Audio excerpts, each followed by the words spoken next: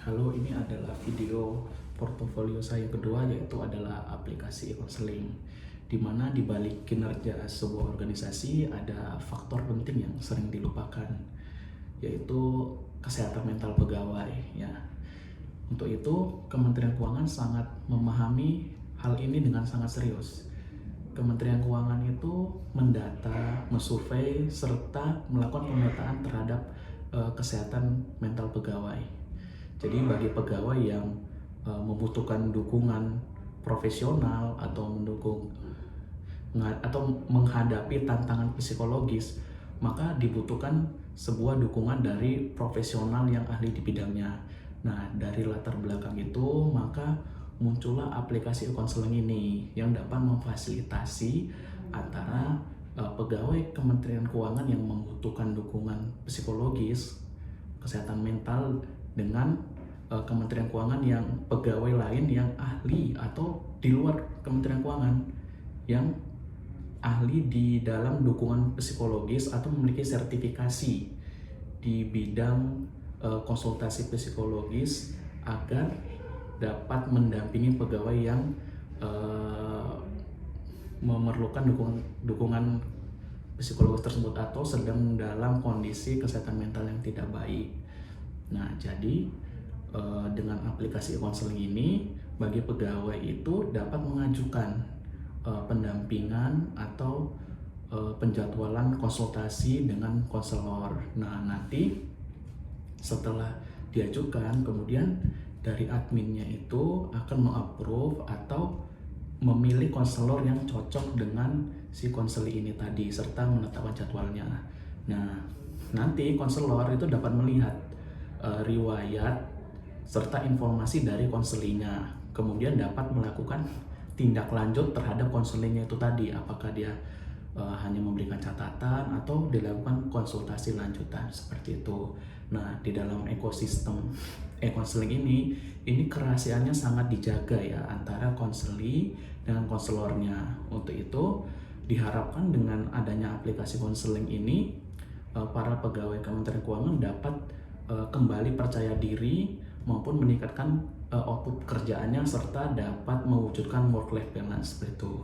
Nah, ini saya akan menampilkan tutorial atau interface dari atau mock-up dari aplikasi e-counseling yang saat ini sedang saya kembangkan.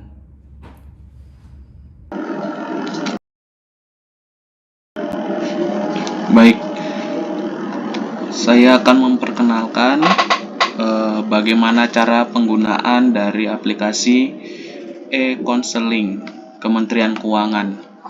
Jadi aplikasi ini bertujuan untuk memfasilitasi konseling antara pegawai Kementerian Keuangan yang terdata dibutuhkan untuk perlu dilakukan bimbingan konseling agar dapat memperbaiki kesehatan mental pegawai tersebut sehingga meningkatkan optimalisasi output kinerja organisasi. Nah, di sini kita bisa lihat di menu konseli. Di menu konseli ini adalah menu user atau menu pegawai Kementerian Keuangan langsung yang ingin mengajukan konsultasi konseling. Nah, di sini kita bisa mengajukan konseling dengan klik tombol ajukan konseling. Nah, maka kita diarahkan kepada form untuk pengisian daftar konseling. Nah, di form ini kita bisa mengisi apakah sudah pernah mengikuti layanan sebelumnya, kemudian kita mengisikan nomor WhatsApp kita. Nah, kita membaca surat persetujuan, apabila setuju kita lakukan centang. Kemudian topik permasalahan kita bisa isi. Nah, di sini ada berbagai macam topik yang bisa kita isi, misalnya beban pekerjaan, kemudian deskripsi singkat yang dialamin,